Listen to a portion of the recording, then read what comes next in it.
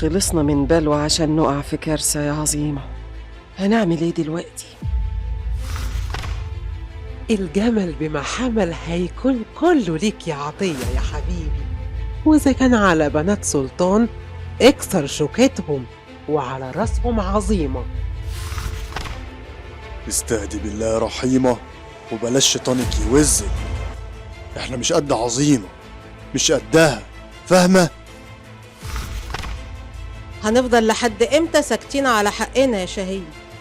احنا عاوزينه، ده شرع ربنا من ورث ابونا سلطان العمدة، وعظيمة لازم يكون لها آخر. كل ده كان مستخبي ومعرفش عنه حاجة يا عظيمة. ليه بس؟ ليه عملتي كل ده؟ علشان ايه؟ ليه؟ أنا عمكم وليا عليك وعلى اخواتك كلمة يا عظيمة، وهتسمعي الكلام غصب عنك.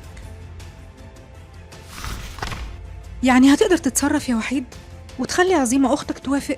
وكمان لازم تكلم بابا فواز بيه ولا إيه؟ طول عمرها بتكرهني وبتحبني يا هدى يا اختي. انا ما اقدرش ابدا اكره عظيمة، بس كمان ما بقتش فاهم هي عاوزة ايه.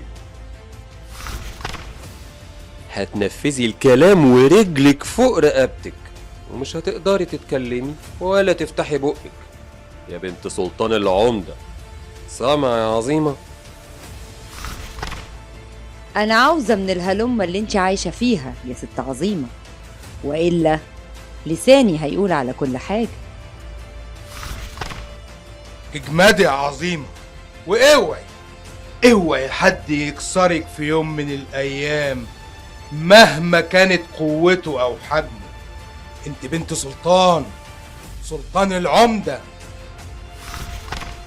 أنا عظيمة بنت سلطان العمدة، وكلامي هيمشي على الصغير قبل الكبير.